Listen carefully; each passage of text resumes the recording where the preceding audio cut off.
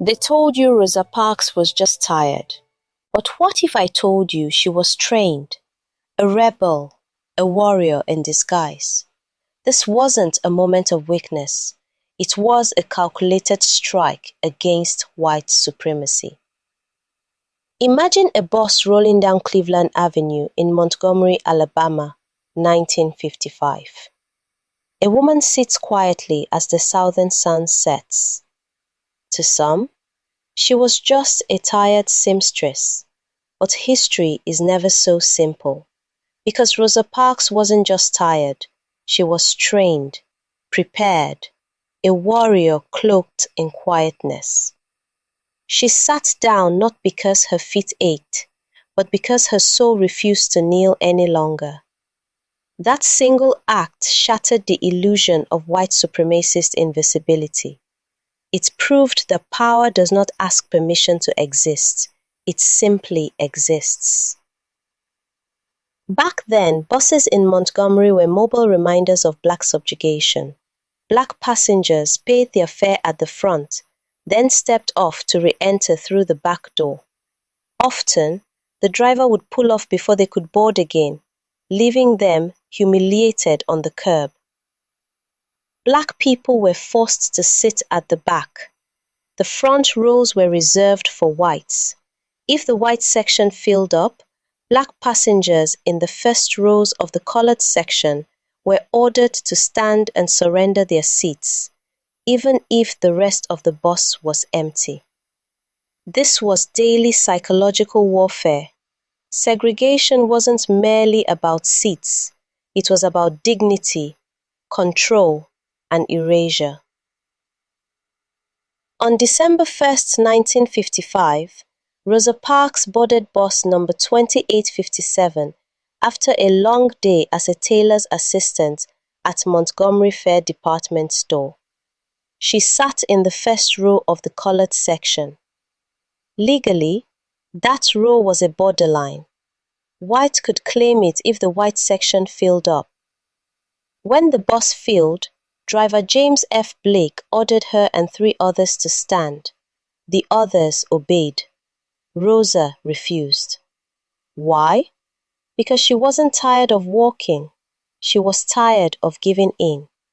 She realized that obeying was no different from death. Her sit-down was a stand-up act of rebellion.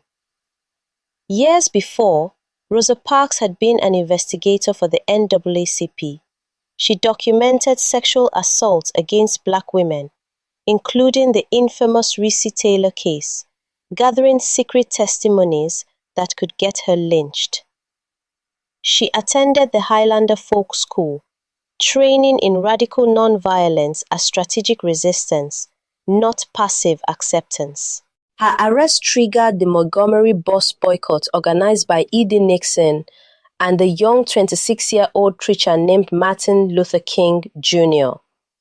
For 381 days, black people refused to ride the buses. They carpooled. They walked miles in the cold and rain. Churches organized secret transport networks. Black maids walked to white suburbs at 4 a.m., walked all day, then walked home again. Their dignity became an unbreakable force. The city lost massive revenue.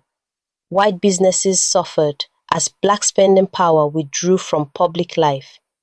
White citizens faced economic strain and social embarrassment. The boycott revealed the moral rot of segregation to the world. Rosa's arrest led to her trial on December 5, 1955, the very day the boycott began. She was charged with violating the city's segregation laws. Her lawyer was Fred Gray, a young black attorney determined to dismantle Jim Crow. The judge, John B. Scott, found her guilty.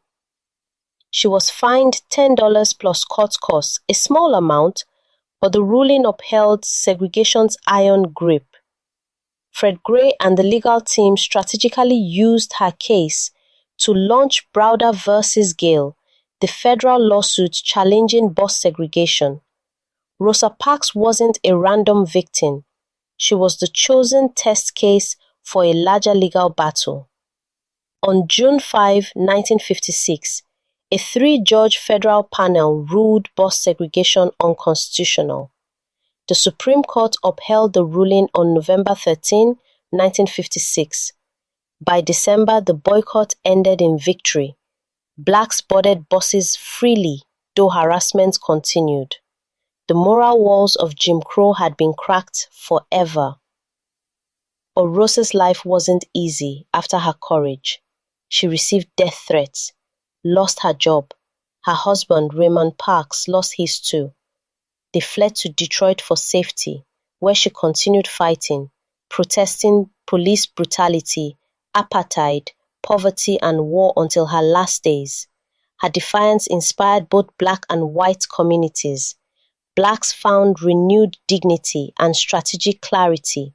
Some whites awoke to the horror of segregation, while others burned with hatred, feeling their empire crumble under the quiet power of a black woman's refusal. After her death, her private notebooks revealed her unspoken truths, her rage, her trauma, her visions of killing her oppressors. Yes, that as well.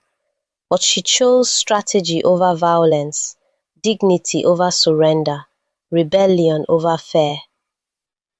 Rosa Parks wasn't just tired. She was a freedom fighter cloaked in humility, an investigator, a strategist, a rebel queen who sat down to stand the entire world up. If this unveiled truth about Rosa Parks awakens something in you, like, share, and subscribe for more hidden, untold stories of legends who were far more than what history painted them to be. Drop a comment below. Would you do the same if you were in her shoes? Let's keep history real, raw, and alive, because here we don't just tell stories, we resurrect them.